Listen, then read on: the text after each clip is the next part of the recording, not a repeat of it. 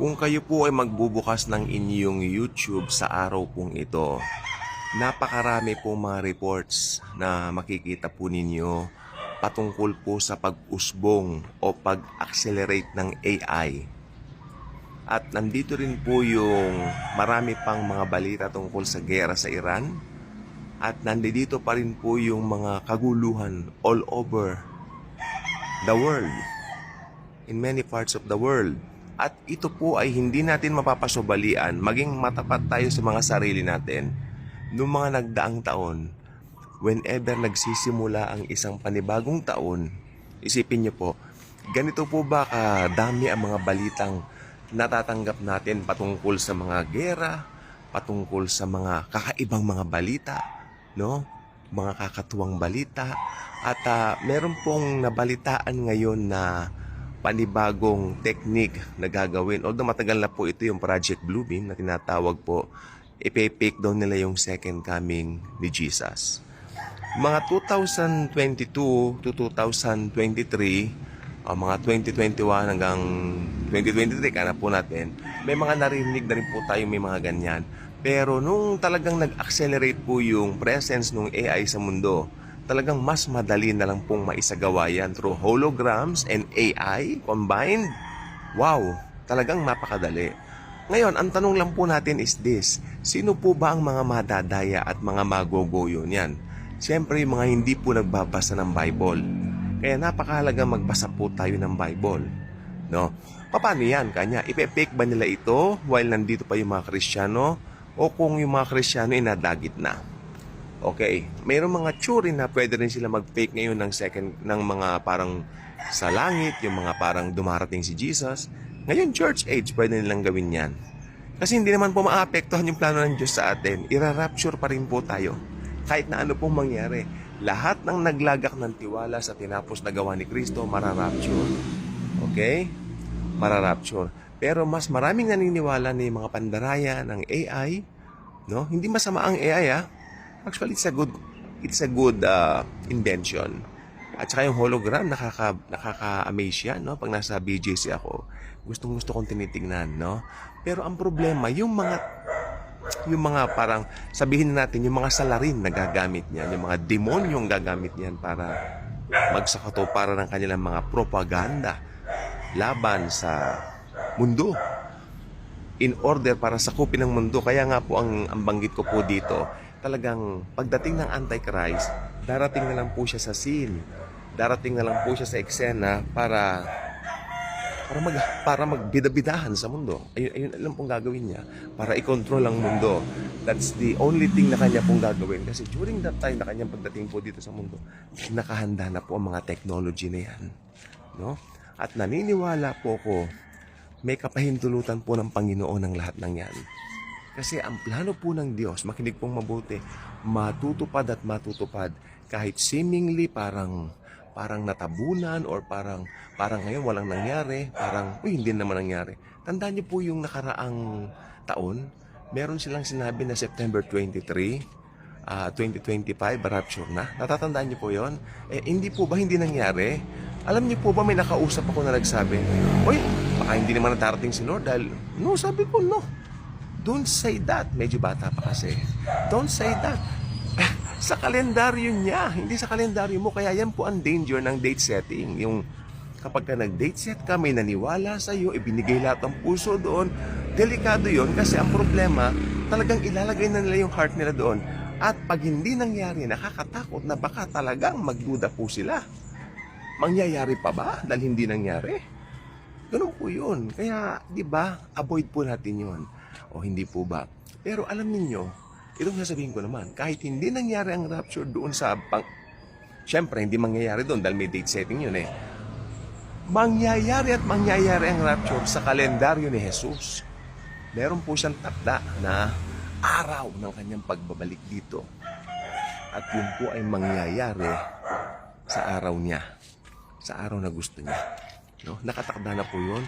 Huwag natin pakialaman dahil ang Panginoong Jesus po ay Diyos. Alam niya ang kanyang ginagawa. Ngayon, ano naman po nangyayari dito sa mundo ngayon? Sabi ko nga po, 2026 and yet, as if napakarami na pong nangyari. 2026 pa lang. Bakit ang mga pangyayari sa mundo is very much escalated already compared to the other years before? Well, ang sagot po diyan is talagang may ipinapakita ang Diyos sa atin. Yun lang ang sagot? Yes. May ipinapakita po siya sa atin na whether nakikita mo kung hindi ang mga bagay niyan, ang kanyang plano pa rin ang mangyayari. Pero ipinapakita niya ang mga bagay niyan para mag-isip po ang mga tao. Well, alam niyo po ba kung tutuusin, to be honest with you guys, no? Yung mga pangyayari po ngayon na nangyayari ngayon dito sa mundo, yung mga ganyan po, parang mga senyalis talaga yan ng second coming eh. Second coming signs yan eh. Tingnan nyo, ang mga lindol, napakaraming lindol last year. In fact, natamaan tayo dito sa Pilipinas, dito sa Cebu, at saka sa Mindanao. Diba? Ang lalakas. Sorry po sa ubo. Pero, hindi lang po yun. Yung kaguluhan po sa gobyerno po natin, escalated. Huwag natin kalilimutan yan. Meron po mga gulo. Tapos earlier this year, kinapture yung Venezuelan president, si Maduro. Tapos ngayon nga po yung sa Iran, no? Middle East ang Iran. Makinig po kayong mabuti. Iran is part of the Middle East. Pag Middle East ang involved, magbantay tayo. Dahil Middle East, biblical yan. Okay? Lahat ng nangyayari sa Middle East, pag Middle East ang involved, watch out. You better watch out. Better not cry. Dahil ang Middle East ay may malaking parte sa end times. Believe me, napakalaki ng parte ng Middle East sa end times. Pananakot, bahala kayo. Bakit daw panay pananakot ang ano ko? Alam niyo yung mga nagko-comment sa akin ng ganyan, I'd rather not say anything because I know my mission. I know what I'm doing. Alam ko kung paano ko tinawag ni Jesus. Si Jesus ang tumawag sa akin, kaya wala akong pakialam kahit sa anong sasabihin nila. Una, hindi ako nananakot. I am just sharing a message of love, a message of hope, a message of peace, and a message, a message of being, prepared. Paano ka mag-prepare? Simple lang.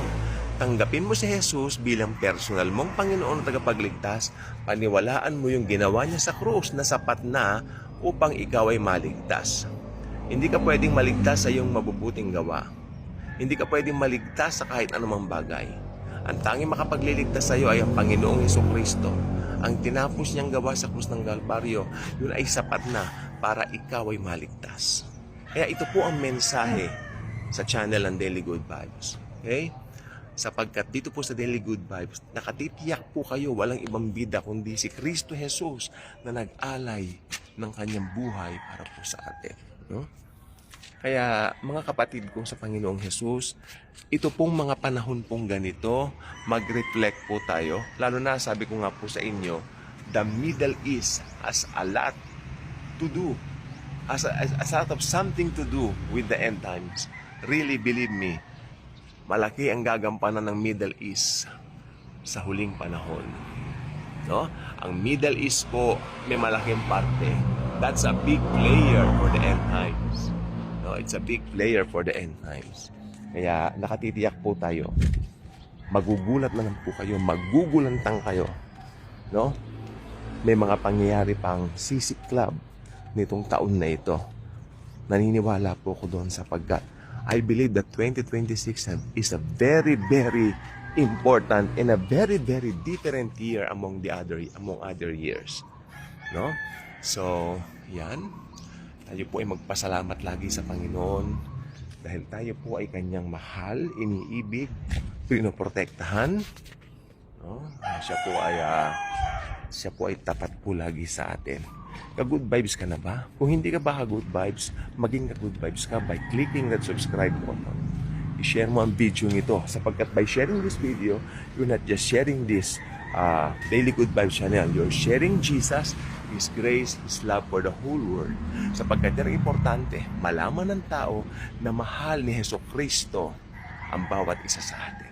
Inibig niya, namatay siya para sa atin, muling nabuhay para tayo magkaroon ng kaligtasan. Yes.